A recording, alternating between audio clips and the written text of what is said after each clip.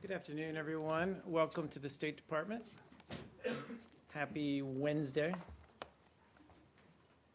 Sorry, I should say that with more certainty. Happy Wednesday. Just very briefly at the top, and then I'll get to your questions. The United States, first, I wanted to speak about the Burundian human rights activist who was attacked. The United States condemns the brutal attack on prominent Burundian human rights activist Pierre Claver Mbonimpa, and calls for those responsible to be brought to justice immediately.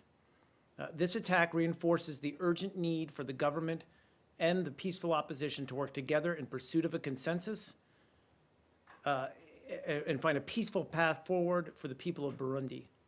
Failure to do so carries with it the risk that Burundi's political crisis will only deepen and further undermine the peace and stability enabled by the Arusha Agreement over the past decade. We call upon all stakeholders to exercise calm and restraint and avoid provocative statements and acts. We urge the government of Burundi to ensure the safety of Mr. Mbonimpa, and our thoughts and prayers are with him and his family. And for the sake of the citizens of Burundi, we wish him a safe and speedy recovery. That's all I have at the top. I'll take your questions. No questions? Great. We're done. No, I'm just kidding. Please, go ahead. If we can go back to what we were talking about the other day, the email, the Clinton email issue. Sure. I had a couple of follow-up questions for you. And one is kind of similar to just what I asked the other day, and that's just simply, looking back at this statement from the ICIG and the State Department IG. Is the State Department, in your response the other day, is the State Department contending that the State IG might have made a false statement when he said that these 4 emails contained classified information when they were generated? We just haven't seen them. So what we've seen, what we have vetted internally, and frankly through the interagency, we have, as I talked about, redacted portions of those that we believe now are confidential or classified material. But through our process, we've not seen anything that former Secretary Clinton has given to us that should have been classified at the time. So it's not any way a passing judgment on what they have deemed to be classified. It's just we haven't seen it. Okay, when you say you haven't seen it, though, I mean these are 4 emails out of only about 40 that were specifically turned over to the IG to look at. And are you saying that the IG didn't point out to the State Department, hey, there's these 40 emails, here's these 4 that are classified? To my knowledge, we have not. No, this was something that they, again, this is how the OIG works and the ICIG, but they conveyed these to the FBI or Department of Justice. They referred them to the Department of Justice. So we don't have, basically, we don't have eyes on this. They're operating independently, so we haven't seen them. That's my understanding. So if that's wrong, I'll get back to you, but I think that's right. So they sent it to the FBI, and then they sent a memo to the Senate and the House Intelligence Committees and the CIA director, but they have not told the State Department which 4 emails they're talking about. No. And that said, as I've talked about I can't remember now, it was Friday, I guess, we have, in the past month or so, tried to incorporate a contingent of IC reviewers basically into our office here that's reviewing these documents so that they can, just trying to streamline the process, to be frank, and trying to get their input from the get-go. But certainly throughout this process, we've been clearing things through the interagency. Please, go ahead. Yeah, please. So it's been reported, and I think that you confirmed from this podium or someone did, that the State Department identified classified material in the emails in May and instructed Clinton's lawyers on appropriate measures for physically securing those emails. My question is, why wouldn't you just ask for them to turn them back over to you? I mean, Right. do they have? It's a good question. So you're right. So you're talking about the emails in the possession of former Secretary Clinton's lawyers. Yeah. That's what you're talking about, right? So, so the counsel for the former Secretary Clinton advised the department at the time that it was subject to a separate document preservation request from the Select Committee on Benghazi and from the Inspectors General for the department as well as for the Intelligence Committee. So accordingly, department officials provided Secretary Clinton with instructions regarding appropriate measures for physically securing these documents. So because of these preservation requests or orders, they did not want to physically relocate them or give them directly to the department. So what we did, as I talked about a little bit last week, is we actually had a security expert go look at the facility where they were being held at the lawyers' offices, and made sure that they were up to code or up to standards. Is that lawyer cleared? Does have appropriate clearance? Yep. And so And that's basically, not uncommon. We do people who are outside the State Department. That's another good point to stress, is that we do occasionally, for a variety of reasons, clear people to hold classified documents who aren't employed by the State Department. so basically, there were two entities in the U.S. government who wanted these emails. Correct. And so you just told them how to keep them so they can get them to both of you. Right, and again, it was subject to this is important, and I'll try to explain it, but there's a separate, the document preservation request. So the lawyer's office said they're going to hold on to those because of that request, to preserve these documents rather than hand them over, but also, obviously we have access to them. So, please, go ahead, yeah. I've also got the memorandum that Charles McCullough, the Inspector General of the Intelligence Community, had sent to members of Congress. And he says in here that he requested the rest of the 30,000 emails in state possession. However, state rejected my office's request on jurisdictional grounds. So the State Department has cleared Ms. Clinton's personal attorney to view these and to keep them at his facility, but did not turn them over to the Intelligence Community IG. Do you know if this has changed at all? Again, as we clear these documents, these emails, and go through the process, and as I said, redact those portions that we now would deem classified or should be upgraded, we share those with the intelligence community already. We have, but there are clear channels here, to be frank, and we have shared those with our own IG. But it's not incumbent on us, and frankly not in our jurisdiction, to allow the ICIG access to those emails. That said, we're going through them all diligently. We're sharing them through the process that's established to clear these documents via in accordance with FOIA regulations. Sorry, the IC is getting eyes on these. It's just how we're diligently kind of going through the process, and before publication, we always clear these through the IC. Okay, why, Yeah. why would the State Department clear David Kendall to have them and to view them, but not the ICIG? Well, he's that again. He is former Secretary Clinton's lawyer. He is in possession of these. Again, because of these, as I tried to lay out, because of the request that he's had to preserve those documents, he is asked to hold on to those. So, in accordance with that, we simply cleared the site where they're being held, made sure that it was a secure facility and capable of holding what could be potentially classified material. Do you already have all Yeah. the emails he had? Yes, I believe so. I'll double check on that. Yeah, I mean, I believe it's the same Like set if of. they weren't preserved, right, you would right, have exactly. Correct. Yes, that's correct. Please. I know you said you sent a physical security expert Right. over.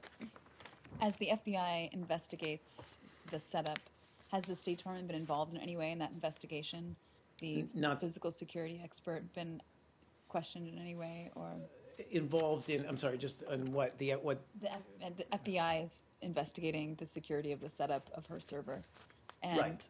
as State Department was part of the initial assessment of whether it was secure, have they been involved in the FBI I investigation? just don't know. I don't know if we've been in discussion with them, if that's been a separate, and it could well be just because of the integrity of whatever investigation there is. I just don't know the answer. Please. Sure. On Japan, so the Cabinet Secretary Suga quoted Prime Minister Abe in his conversation with Vice President Biden that the allegations about spying could shake the relationship of trust in our alliance, and I would have to express serious concerns, end quote. Do you have any reaction to that? I Especially don't, given- beyond what I've, sorry, what I've conveyed over the last couple of days. You're talking about the conversation Between Vice President Biden Vice and Pre- Prime Minister yeah. Abe. No, I about- mean, except that, as I said yesterday, the government of Japan has conveyed their concern or their sentiments about this. I've been very circumspect in what I've said to address these allegations because I don't want to speak to classified documents or allegedly classified documents. But we've been in touch with the Japanese. We've been talking through these issues. But we believe our relationship is strong. But so, I Yeah, mean, go ahead. his quote kind of goes against that it could shake the relationship of trust in our alliance. And so, is that Again, other than I'm not going to dispute his words. I'm just going to say that we believe the relationship is on strong footing. We believe going forward, it's only going to get stronger. This has been a bedrock of security and stability for the region, and we expect it to remain so. So he also go ahead, requested. finish. Sorry. That's okay. He also requested an investigation. In the phone conversations, it's been reported that he's requested an investigation. Are you aware of this request? Is state going to be supporting? I'm this just not aware of investigation? it, so I don't have anything to comment on it. Sure. Sure. Well, the secretary was in Kuala Lumpur. Did he at all discuss former Malaysian Deputy Prime Minister Anwar Ibrahim's conviction on sodomy charges that certainly continues to spark protest and outrage among local LGBT rights advocates? Was that discussed in any way yesterday in Kuala Lumpur? Well, I can say that, first of all, Secretary Kerry raised the issue of human rights in all of his meetings in Malaysia. But I can also confirm that when he spoke with Prime Minister Najib, he did raise Anwar's case and asked that Anwar be afforded much-needed medical attention. So it was raised. And then as a follow-up to that, Malaysia, Singapore are among the countries in which homosexuality remains criminalized. Both countries are poised to join the TPP, if ratified. Was that issue raised as well during his meetings in Kuala Lumpur and Singapore? And if so, how would that factor into ongoing negotiations over TPP that we continue to? Well, I don't have a greater readout to give you. As I said, he did raise human rights. As we've been very clear from this podium and elsewhere, gay rights are human rights. And so in that context, we certainly believe that gay rights fall into the concerns that we would have going forward on any kind of trade agreement that our concerns be alleviated. And then as a final question, Yeah. as a follow-up to that, Congressman Meeks a couple of months ago told me that there's, quote, enforceable standards within TPP. Based on your comments you just said and what has been discussed from the podium and elsewhere, should folks be confident that any final agreement with TPP will have those enforceable human rights standards? I'm not an expert on the standards that are within the TPP proposal, but I do believe that he is correct in that there are human rights standards written into the agreement that we would expect to be upheld. Please. Syria? Yeah. Yesterday, a Kremlin spokesperson said Russia would not join the anti-ISIL coalition. Did the United States ask them? Have we tried to persuade them to join? Did Kerry bring this up with Lavrov? The readout seems like a one-way conversation. The U.S., here's our air campaign position, but did you say, hey, guys, let's join. What ideas do you have? Well, I wouldn't. If not, why not? I wouldn't characterize it as a one-way conversation. It was our readout, and we don't attempt ever to speak on behalf of whoever our interlocutor is in those. Yeah, right. Them to say. Right. It was. I think it was a substantive conversation. Clearly, we're seeking to move forward for a peaceful resolution in Syria. Sorry, you're talking about in Syria in terms of political resolution or anti-ISIL? First, anti-ISIL. Okay. And I guess both. Yeah, but yeah, sure. More particularly. Well, they did talk about the situation in Syria, and as I've stated very often, it's a very complex, very fluid situation. We're looking for a way forward, a political resolution.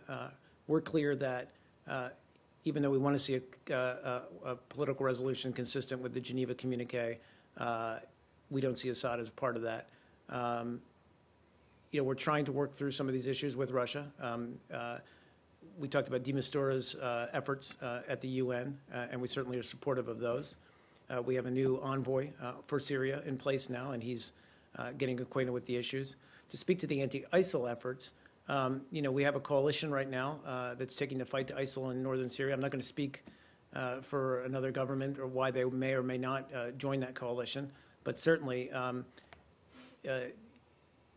it's an effort that has brought together a pretty diverse group of governments and different entities in common cause.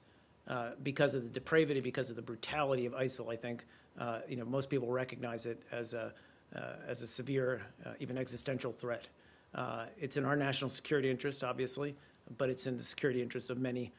So we would always encourage more people to join us in the efforts to defeat and degrade ISIL. But I can't speak on behalf of the government. But I would say Sure. it would be a positive thing for Russia to join. I mean, they have quite they have common cause Sure. with you on ISIL, and they have military capabilities that would be nice to tap into. They certainly do, and I would just characterize we're obviously from today's meeting and the meeting just a few days ago in Doha, we're very much engaged with Foreign Minister Lavrov talking about all these issues and the possible way forward. I don't want to get out ahead of what we may decide or how we may move on this, but we're fully engaged. Yeah, go ahead. I'm sorry. Go ahead, please. One more on that meeting. Yeah. Can you talk about, did they discuss the situation in the Ukraine? Can you give anything further on that? They did. They talked about. They did talk about Ukraine. They talked about the. So first of all, they did. This is the one that was on the ASEAN ministerial sidelines, not the one in Doha a few days ago. They did discuss the situation in Ukraine and specifically the steps needed to see the Minsk agreement fully implemented. And as I just was explaining, they also covered in depth the situation in Syria to include the importance of finding a political solution, the need to continue to address the Assad regime's possession and potential use of chemical weapons, obviously. And then they spoke a little bit about the upcoming UN General Assembly and plans to counter violent extremism. So it was a broad range of topics. Did it seem like the ceasefire was closer, or Ceasefire in the Minsk agreement? in Minsk agreement. You know what? We've seen continued violations of the ceasefire. We're still not quite there yet. We still haven't seen the Russian separatists or frankly, the Russian troops on the ground in eastern Ukraine fulfill their commitments to Minsk. So we're continuing to work that issue. Please.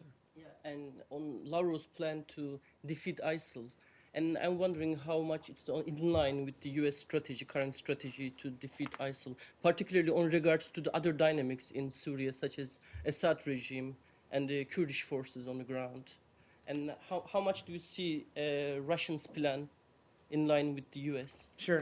Well, again, I think it's important, when you're talking about the various forces at play in Syria, we recognize the fact that the Assad regime has showed, frankly, no capability or no willingness to go after ISIL. Our focus, frankly, has been on supporting those groups in northern Syria, especially Turkmen, Syrian Arabs, Syrian Kurds, who are taking the fight to ISIL, who are looking to push them out of northern Syria. We talked about the agreement with Turkey to use some of its air bases to really focus our efforts, airstrikes, and what have you, to support these groups fighting in there. We look to, I can't really speak to the Russian proposals, but I think as I tried to convey, this is ISIL's existence is something that brings together a broad range of governments, of entities out there because of its brutality, because of its the terror that it's fomenting in this apolitical state that it's created. But again, just to be very clear, this is something that the Assad government has created. This kind of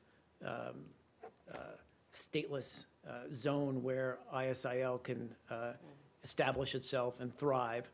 And so we need a political resolution to what's going on with the Assad regime right now in Syria. We also need to take the fight to ISIL. So we need to do both. Sure. And on that, do you see any change on Russia regarding the Assad?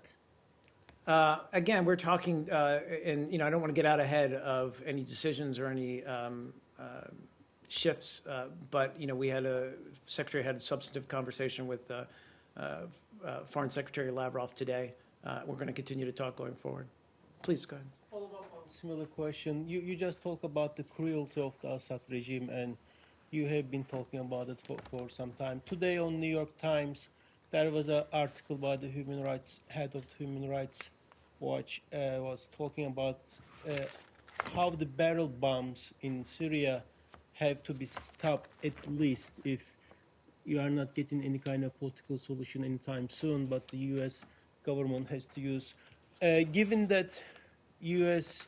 has capability to do that, like northern Syria, or you are able to give warnings to Assad regime, don't you think it's about time for U.S. to take some concrete steps against the Assad regime in terms of barrel bombs? In terms of The stopping. Well, we've been, I think very clear that we condemn, the use of barrel bombs. I think you're talking, just to be clear, you're talking about the reports that the Assad regime has dropped, I think, over 1,000 barrel bombs on the town of Zabadani. Is what you're specifically and addressing, they've yeah. been dropping those bombs Yeah. across Syria on opposition. No, look, I mean, we're outraged, that the Assad regime continues to use barrel bombs as an instrument of terror against the Syrian civilians. It's been widely documented, obviously, the use by the international community. No country should defend or excuse these kinds of tactics. And frankly, these reports of barrel bomb usage just highlight the daily horrors of what's happening in Syria and just underscore again the need for a political process, a political resolution to the situation, and ultimately to hold those responsible for these actions accountable. Just to put a fine point, Yeah, sure. Officials like former U.S. official Fred Hoff has been talking about this as well, but the argument is here that the U.S.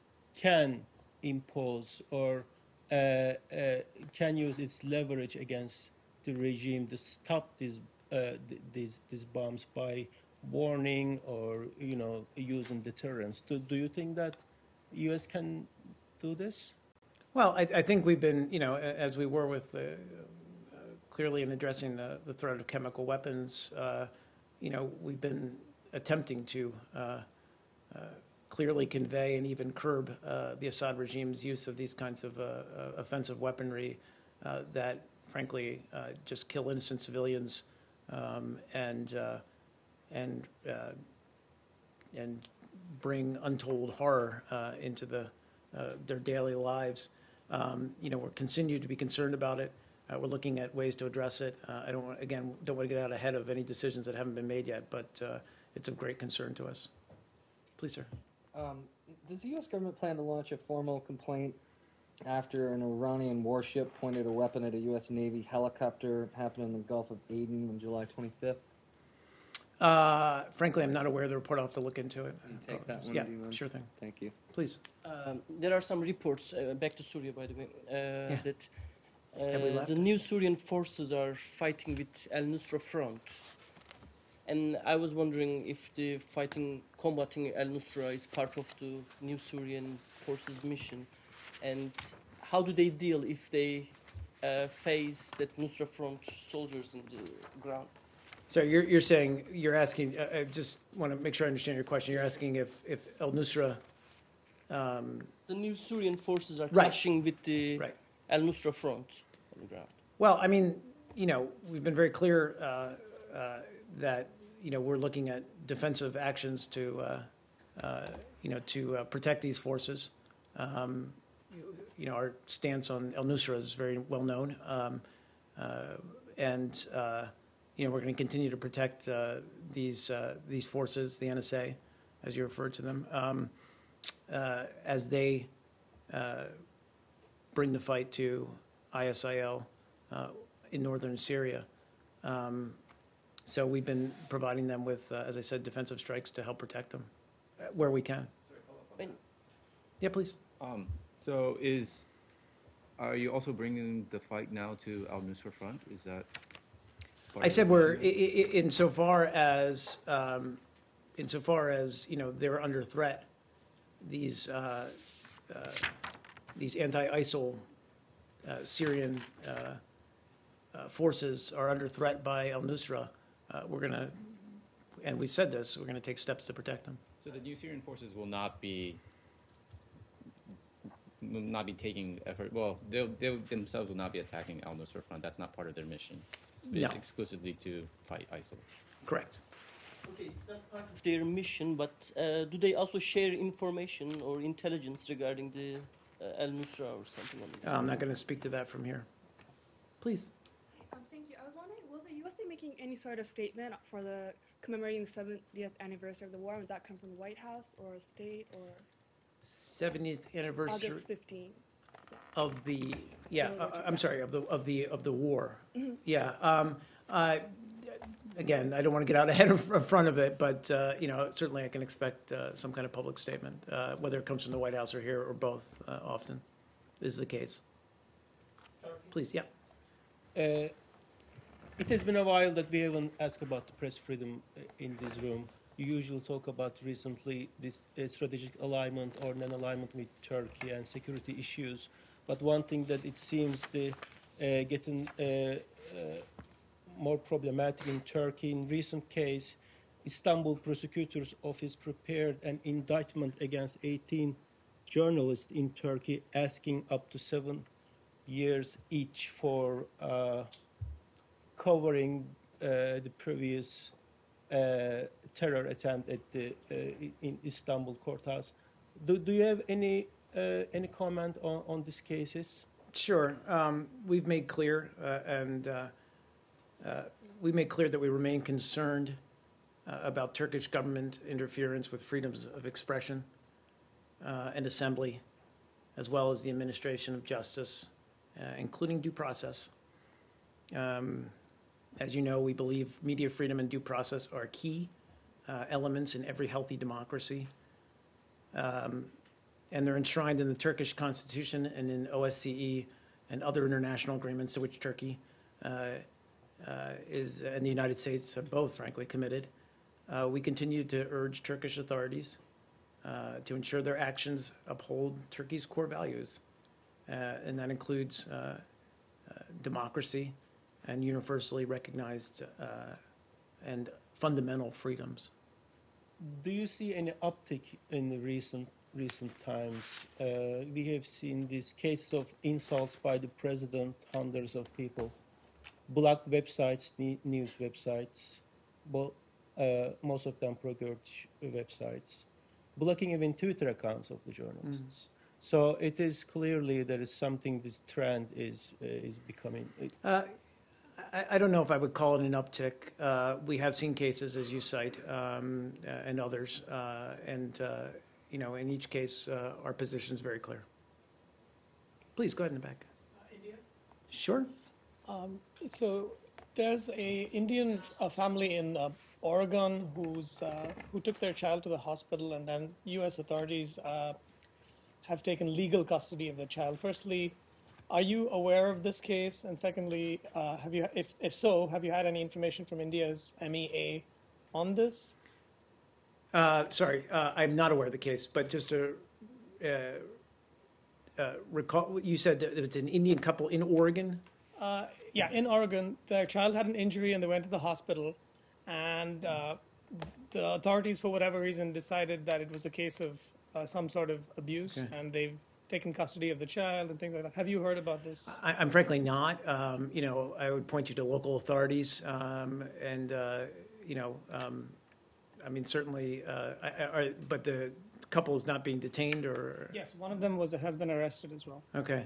I mean, there's, you know, obviously there's there's consular aspects to this, whether the Indian diplomats would get access to their detained citizens. But as to the particulars of the case, I really can't speak to them from here. This is a local law enforcement issue. Is this something that you could take and come back with more information? I can see or- if they have anything more. Yeah, Okay. sure. Please go ahead, and then you.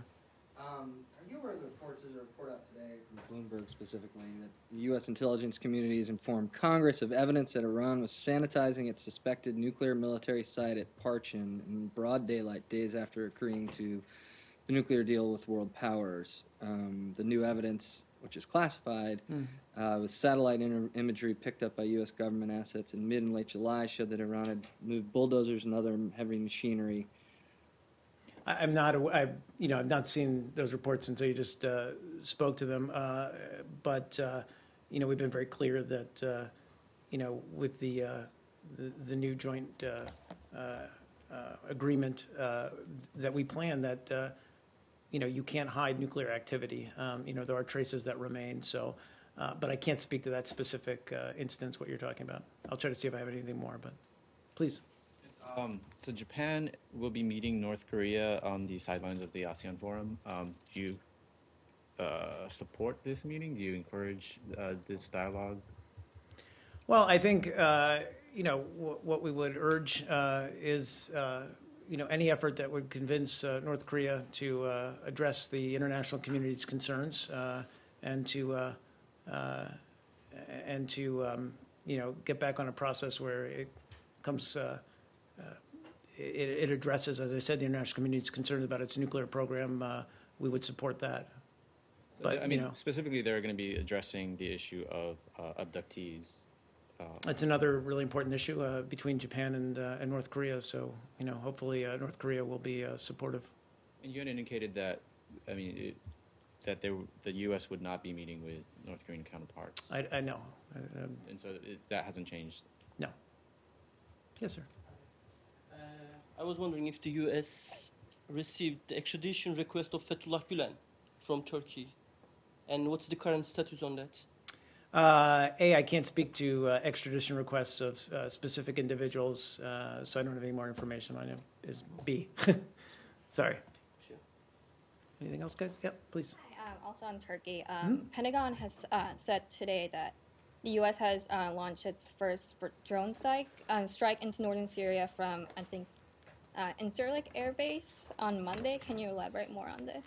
I don't have much more to say. The Pentagon is much more appropriate to speak to kind of the operational details of our collaboration and cooperation with Turkey. But I can confirm that. They obviously already have.